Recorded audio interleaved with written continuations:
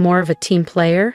I repeated, keeping my tone calm while my nails dug into my palm under the conference table.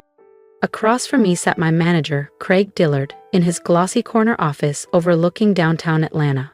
Early 60s, cologne too strong, confidence too rehearsed. He leaned back in his leather chair, voice dripping with insincerity. "Lena, your work is exceptional, but Kelsey? She's warm, approachable. People gravitate to her. She's just easier. Easier. Not smarter, not more effective, just easier." I was 45. I'd joined Arden Edge Consulting at 39, leaving behind a steady role in academic research to take a chance on the private sector. 6 years of rebuilding broken client relationships, delivering impossible turnarounds, and writing strategic playbooks that saved millions. I led our Southeast expansion. I mentored half the new hires. I worked in silence, not for applause, but for impact. But Kelsey, with her Slack emojis and coffee chat charisma, was getting the promotion. I watched Craig feign busyness, flicking through meaningless printouts, waiting for me to nod, to swallow it down. Instead, I placed a sealed envelope on the table. "Thank you for your honesty," I said with a smile that didn't reach my eyes. "This is my resignation. 2 weeks' notice." His face twitched. "Lena, now hold on. Let's not be rash." "No need," I said, rising to leave. "You value charm, I value results. I'll be taking mine elsewhere." What Craig didn't know, and what Kelsey never thought to ask, is that while they played office politics, I'd been building something real. A boutique strategy firm, registered, funded, quietly thriving since last fall. I didn't get passed over. I walked out because I'd already won. And if this story hits home, don't forget to subscribe. Because what Lena does next? It's just the beginning. Something that would make Craig's promotion decision look like the farce it truly was. As I stepped out of his office, I felt the ripple down the 14th floor of Arden Edge's Peachtree Tower office in downtown Atlanta. Heads turned, conversations dropped, and I knew Kelsey was already picturing where she'd place her Monday motivation mug on what had been my desk. But I walked, calmly, deliberately, returning to my workspace like it was just another Tuesday. Because inside that resignation envelope wasn't just a notice. It was a warning and a receipt. The next 2 weeks? Theater. Kelsey strolled the corridors like she owned the building. Iced oat milk latte in one hand, inspirational quotes in the other.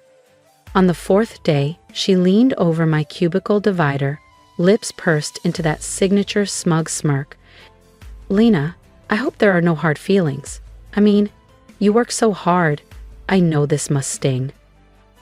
I looked up briefly while copying over 3 years' worth of performance metrics, custom training modules, and procedural overhauls not to keep, but to log. Every client win, every retained contract, every internal system credited vaguely to collaboration. "No hard feelings at all, Kelsey," I said with a level smile. "You're exactly what they deserve." She left satisfied, never suspecting that those systems she'd be inheriting weren't built on teamwork. They were built on tech. My tech. 3 years ago, frustrated by inefficiencies, I began designing an adaptive team performance platform in my own time, on my own machines. Last week, the patent cleared. And that second page in my resignation? It outlined every dollar Arden Edge had saved, thanks to my proprietary framework. Now mine alone.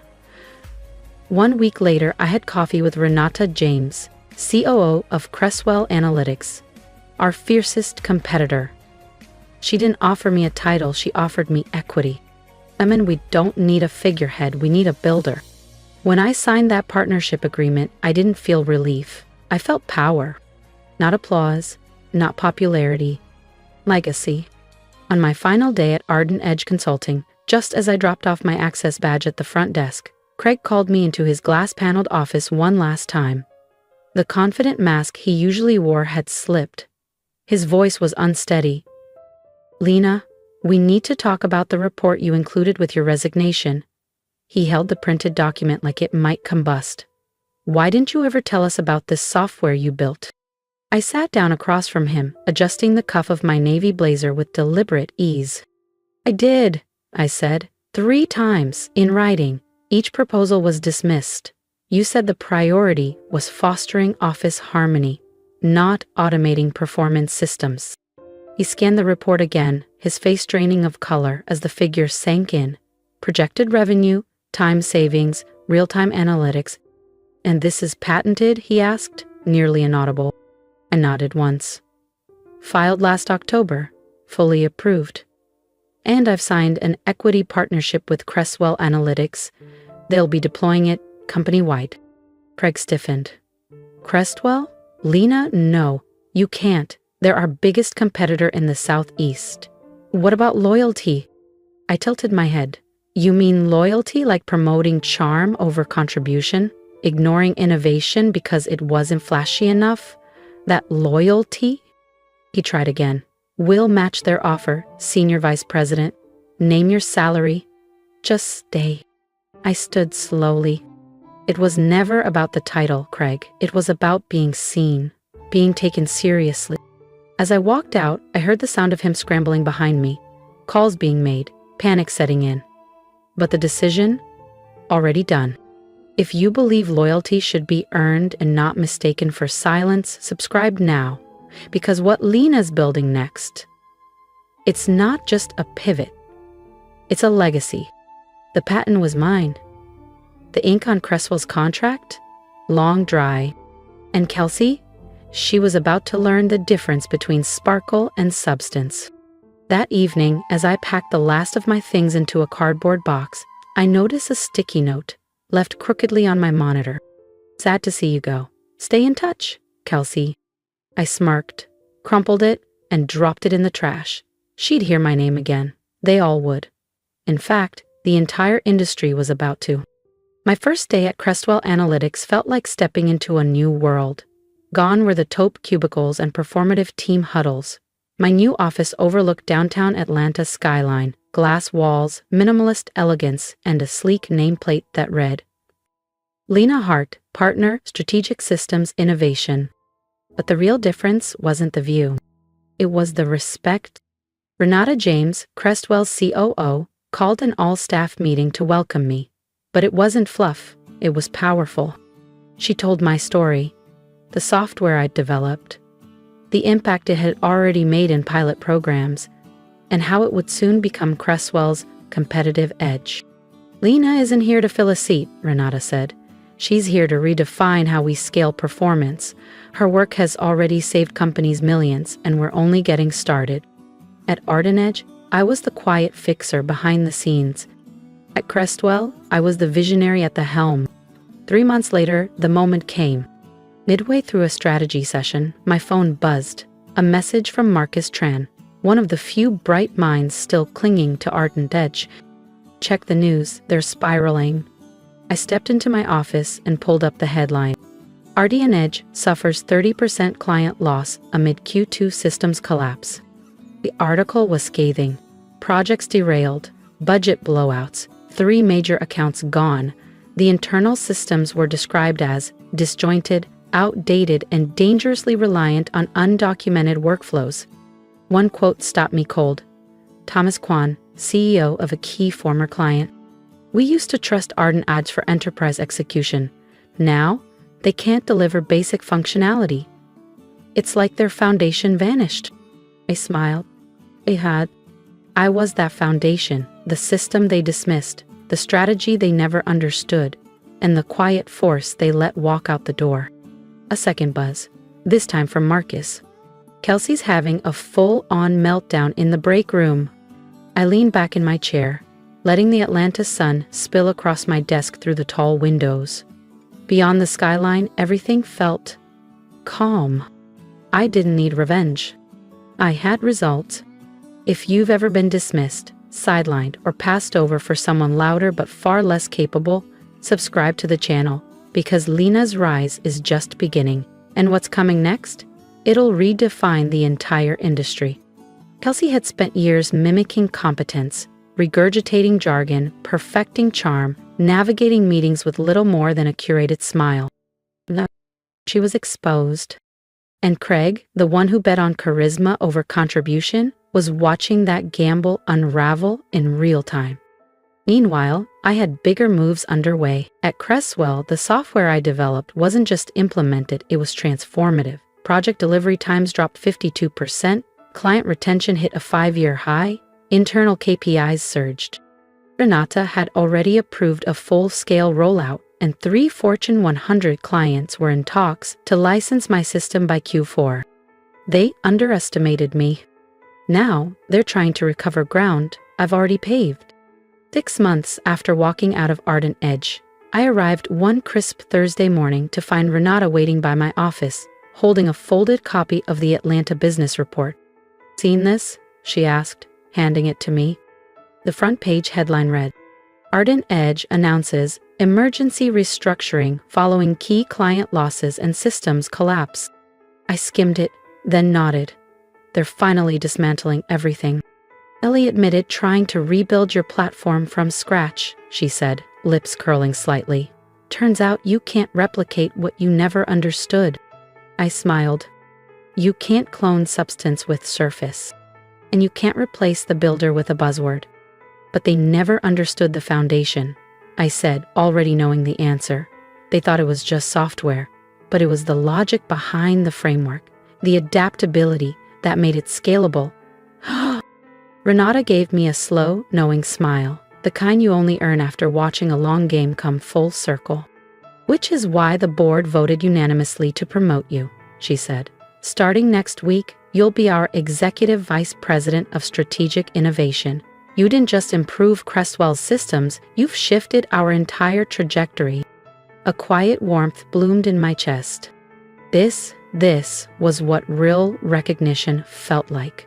Not applause for keeping the peace, not credit handed out for charm, but respect for building something that lasts. Later that evening, as the Atlanta skyline turned gold and the hum of the city softened, a new email appeared in my inbox. From Craig Dillard. Subject, apology. "Lena, I assume you've seen the news about Ardent Edge. I want you to know I was wrong. Ignoring your work was the worst professional mistake I've made. The board sees it now. They see what you built and what we lost. I resigned last week. Kelsey stepped down a month ago. Turns out, Charm doesn't deliver system functionality. I know it's too late to undo the damage, but I wanted you to know. You were right. Outcomes matter. I just wish I'd realized it sooner. Craig." I stared at the screen, emotion flickering. Brief, contained. There was a time when an apology like that might have cracked something open in me, when late validation might have soothed old wounds. But now I didn't need it.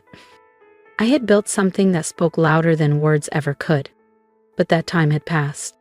Now, in my corner office at Cresswell Analytics, morning light danced across the glass frame that held my official patent certificate. Behind me, a polished plaque marked our most successful quarter in company history, and on the shelf beside it, a crisp new issue of Forbes, folded open to the headline, Top 10 Women Redefining Tech Innovation. My name was third on the list. Craig's email wasn't a reckoning. It was a footnote. I clicked reply and typed, "Craig, thank you for your message. You're right, results matter. I wish you clarity in whatever comes next. Lena." I hit send, then glanced around my office. Every inch of this space, every ounce of recognition within it had been earned. Not handed down, not borrowed, built. The next morning, I called a full team session. The room filled quickly. Engineers, product leads, analysts. Not a single person was there to posture. They were there because they believed. Once the room settled, I stood. "Before we dive into our next rollout," I said, "I want to tell you a story. It's not about software. It's about value, about seeing it in others, and never letting someone else tell you what you're worth." Heads nodded, postures shifted. This was no longer about me. It was about us, building something bigger than ourselves. As I spoke, I watched eyes brighten. People leaned in, not just to the words, but to the conviction behind them. Because at Cresswell, we weren't chasing praise. We were setting a new standard, with integrity, with courage, and with the kind of quiet strength that doesn't just rise, it leads. That evening, driving home past Ardentage's old Midtown office, I slowed at the intersection. The once bold company logo, etched into the glass facade, looked faded now, worn down by time and the weight of miscalculation. A flickering for lease sign hung crookedly in the fourth-floor window. Downsizing, but I didn't feel vindicated. I felt grateful. Grateful they overlooked me. Grateful they dismissed what I'd built. Grateful because in shutting the door, they pushed me towards something better. Because sometimes rejection isn't ruin, it's redirection. And sometimes being too results-driven is exactly what sets you apart. My phone buzzed on the console beside me. A message from Marcus lit up the screen. The Ardent Edge board is asking about you. Would you ever consider returning as CEO? I stared at it for a long moment, then typed back.